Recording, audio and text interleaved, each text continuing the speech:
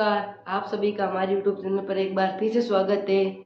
तो हमने जो वास्तु का नया सेशन स्टार्ट किया है, इसमें आज हम लोग पढ़ने वाले हैं एट्रीब्यूट्स ऑफ ईस्ट। पहले हमने बाकी दिशाओं के बारे में पढ़ लिया, आज हमारा विषय है एट्रीब्यूट्स। एट्रीब्यूट क्या? Attributes of east. सबसे पहले मैं आप सभी से ईस्ट का अर्थ पूछना चाहूंगा। अगर आपको आता है तो अच्छी बात है, नहीं आता तो मैं बताता हूँ। ईस्ट का अर्थ होता है पूर्व। ईस्ट का अर्थ होता है पूर्व। क्या? पूर्व। एट्रीब्यूट्स का मतलब होता है विशेषताएं या गुण। विशेषताएं या गुण। एट्रीब्यूट्स ऑफ ईस्ट डायरेक्शंस इन वास्तु। तो सबसे पहले इसमें पता करते हैं कि इसमें एलिमेंट कौन सा है। एलिमेंट का मतलब क्या होता है? नहीं पता? कोई बात नहीं, मैं बताता हूँ आपको। एलिमेंट का मतलब होता है तत्व। तत्व जैसे जल तत्व, वायु तत्व, अग्नि तत्व, आकाश तत्व, धरती तत्व या पृथ्वी तत्व। तो इसमें एलिमेंट होगा क्या? फायर। मुख्यतः क्या है? फायर। फायर का मतलब आग या अग्नि। उसके साथ पौधों के रूप में, पौधों के रूप में क्या है? एयर। पौधों के रूप में एयर। एक बार ध्यान से सुना इस बात को। मुख्यतः क्या है? फायर है। मुख्यतः फायर है। उसके साथ पौधों के रूप में एयर एलिमेंट। एलिमेंट का मतलब तत्व। तो देखो एट्रीब्यूट्स ऑफ ईस्ट में सबसे पहले इसका एलिमेंट होता है फायर मुख्यतः, और पौधों के रूप में एयर। तो इसके एट्रीब्यूट्स और अट्रैक्शन साथ साथ चलते हैं। तो हम सबसे पहले बात करते हैं एट्रीब्यूट्स के बारे में। तो एट्रीब्यूट्स सबसे पहले सोशियल। सबसे पहला ये सोशियल। सोशियल का मतलब होता है सामाजिक। सामाजिक क्या होता है? सामाजिक। उसके बाद में अगला है अपना पब्लिक। पब्लिक पब्लिक का मतलब तो आप जानते होंगे, जनता, लोग। इस एट्रीब्यूट्स क्या है? इस दिशा किसको प्रभावित करती है? सोशल यानी सामाजिक, और पब्लिक यानी जनता। अगर आप ये चीजें नहीं समझ पा रहे तो आप पहले के वीडियो देखिए। अगर आप पहले की वीडियो नहीं देख के सीधा यहाँ पे आ रहे हो तो आपको समझ में नहीं आएगा। इसके बाद अगला है अपना नेटवर्किंग।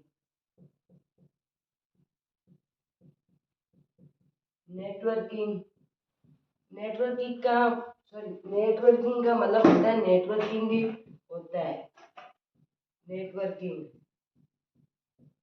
उसके बाद में अपना अगला है, यहाँ पे लिखता हूँ, चौथा एट्रीब्यूट यहाँ पे कनेक्शन। अगला है कनेक्शन। कनेक्शंस का मतलब होता है संबंध। आप में क्या संबंध है। उसके बाद अपना अगला है वो है गवर्नमेंट। गवर्नमेंट सरकारी नौकरी को प्रभावित करने वाली दिशा इसकी है। गवर्नमेंट का मतलब सरकारी, और इसके आगे जॉब, उसको भी इस दिशा ही प्रभावित करती है। और छठवा है अपना क्या है? गैदरिंग। गैदरिंग का मतलब होता है सभा। क्या होता है? सभा। तो देखो एट्रीब्यूट सोशल का मतलब सामाजिक, पब्लिक का मतलब जनता, नेटवर्किंग का मतलब नेटवर्किंग, और कनेक्शंस मतलब संबंध। आप में क्या संबंध बन रहता है वो कनेक्शन वो वाला है। और गवर्नमेंट मतलब सरकारी, और इसके साथ साथ गवर्नमेंट जॉब भी इसी दिशा का एट्रीब्यूट है। और अपना लास्ट एट्रीब्यूट है गैदरिंग मतलब सभा। सामाजिक, जनता, नेटवर्किंग, संबंध, सरकारी और सभा, इन सभी को प्रभावित करने वाली दिशा कौन सी है? वो है ईस्ट। ईस्ट का मतलब पूर्व। तो इसकी रेमेडीज हम लोग बाद में पढ़ेंगे, क्या प्रॉब्लम है वो भी बाद में पढ़ेंगे। अभी बस आप एट्रीब्यूट्स पे ध्यान दो। बढ़ते हैं अपनी अगली दिशा की ओर। अगली दिशा है अपनी east south east. East south east. East of south east.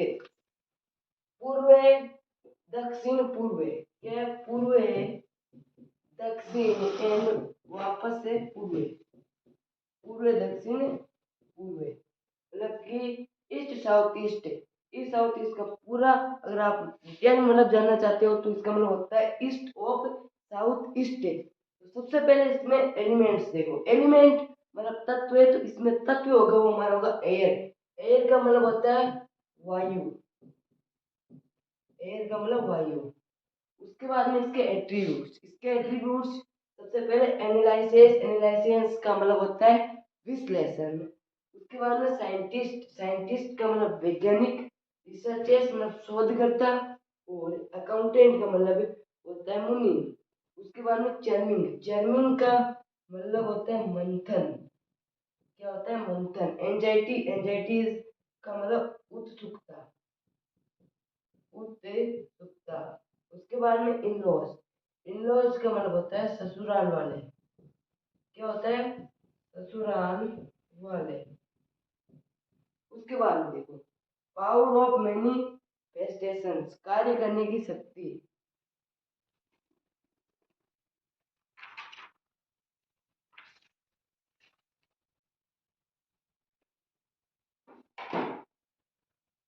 उसके बाद में देखो पावर ऑफ मैनिफेस्टेशंस, इसका मतलब होता है प्रत्यक्षीकरण, प्रत्यक्षीकरण, क्या होता है प्रत्यक्षीकरण।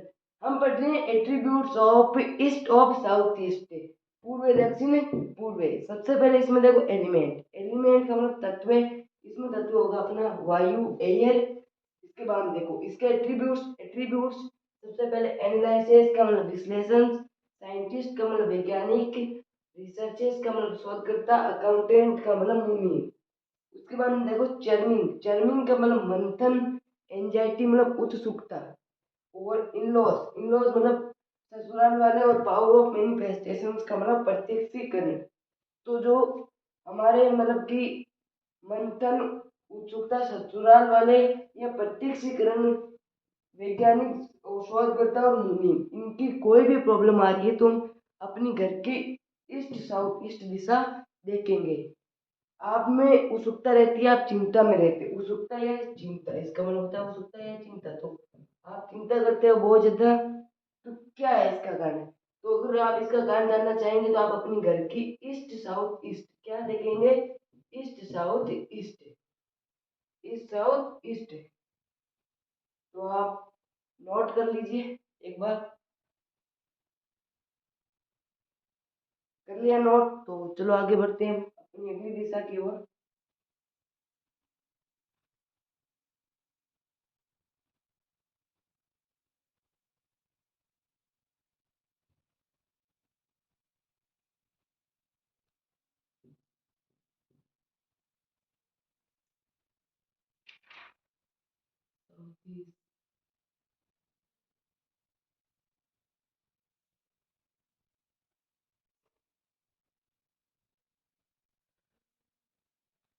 अपनी east south east, east south east, east of south east, पूर्व है दक्षिण पूर्व, क्या है पूर्व है दक्षिण एंड वापस से पूर्व, पूर्व दक्षिण पूर्व, मतलब कि east south east, east south east का पूरा अगर आप डिटेल मतलब जानना चाहते हो तो इसका मतलब होता है ईस्ट ऑफ साउथ ईस्ट।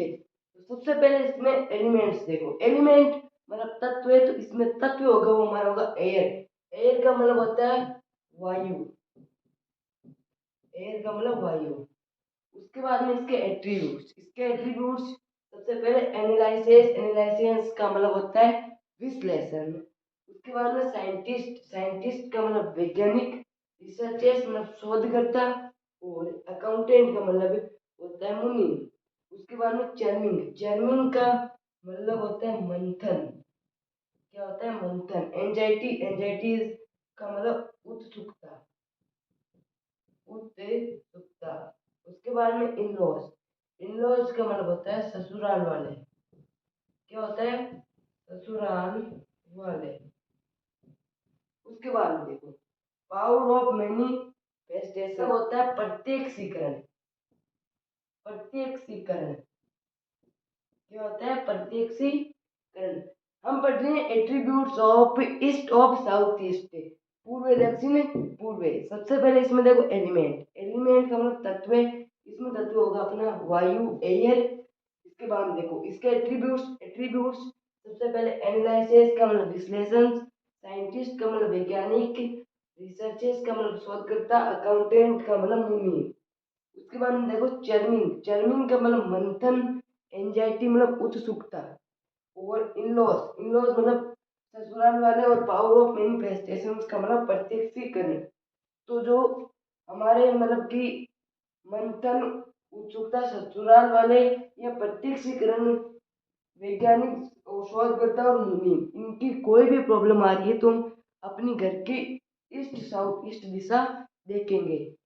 आप में उत्सुकता रहती है, आप चिंता में रहते, उत्सुकता या चिंता, इसका मतलब होता है उत्सुकता या चिंता। तो आप चिंता करते हो बहुत ज्यादा, तो क्या है इसका कारण? तो अगर आप इसका कारण जानना चाहेंगे तो आप अपनी घर की ईस्ट साउथ ईस्ट क्या देखेंगे, east south east, east south east. तो आप नोट कर लीजिए एक बार, कर लिया नोट? तो चलो आगे बढ़ते हैं अपनी अगली दिशा की ओर।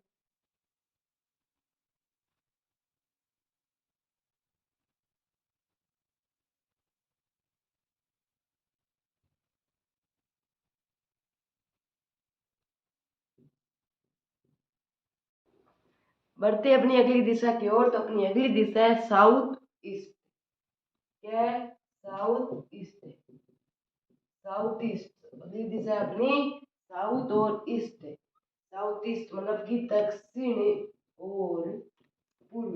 क्या है? दक्षिण और पूर्व, दक्षिण पूर्व अगली दिशा अपनी दक्षिण पूर्व। तो सबसे पहले इसमें एलिमेंट्स, इसमें एलिमेंट क्या होगा देखो, एक बार देखो अपने घर के नक्शे के अनुसार देखो आप, फायर एलिमेंट यहाँ पे देखो अपना नॉर्थ, साउथ, ईस्ट, वेस्ट, ये अपना फायर का इलाका है। तो साउथ और ईस्ट ये पूरा अपना फायर का इलाका है। तो देखो ये अपना साउथ और ये अपना ईस्ट, साउथ और ईस्ट में कौन सा एलिमेंट होगा? अपना होगा फायर एलिमेंट। फायर एलिमेंट मतलब अग्नि तत्व। तो इसमें एलिमेंट सबसे पहले लिखते हैं हम, सबसे पहले एलिमेंट फायर, फायर का मतलब अग्नि, अग्नि। अब देखो इसके एट्रीब्यूट, इसकी क्या विशेषता, इसके क्या गुण है? तो चलो सबसे पहला इसका एट्रीब्यूट है वो है कैश, कैश। और यहाँ पे आप कैश मतलब नकद, इसके साथ आप पेमेंट भी ले सकते हैं, मतलब कि कैश और पेमेंट्स दोनों ये इस केस में आ रहे हैं। इसके बाद में लिक्विडिटी, कैश, लिक्विडिटी, और अपना थर्ड है फायर, खुद फायर अग्नि को ये प्रभावित करती है। उसके बाद अपना जो होता है वो है इनिटिएशन,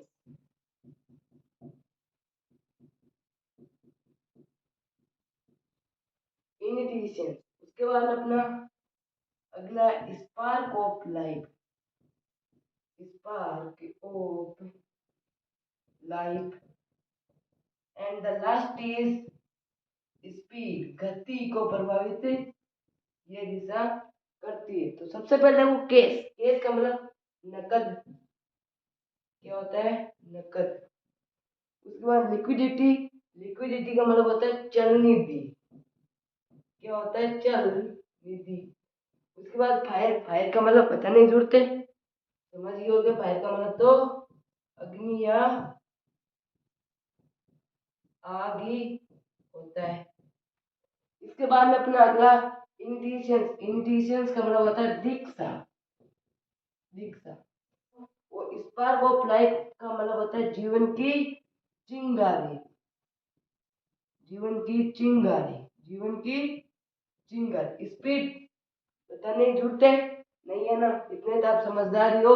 स्पीड का मतलब तो गति होता है। तो देखो कैश का मतलब नकद, लिक्विडिटी का मतलब चलनी थी, फायर का मतलब अग्नि या आग, इनिटिएशन का मतलब दीक्षा, स्पार्क ऑफ लाइफ का मतलब जीवन की चिंगारी, और स्पीड, स्पीड का मतलब गति। और इसमें कुछ गड़बड़ी है तो आप में से सारे गुण चले जाएंगे। ये किसकी विशेषता है? ये अपनी साउथ ईस्ट की विशेषता है। गड़बड़ कैसे हो सकती है साउथ ईस्ट? देखो गड़बड़ कैसे हो सकती है इसके बारे में आपको बताता हूँ, एक बार आप नोट कर लीजिए।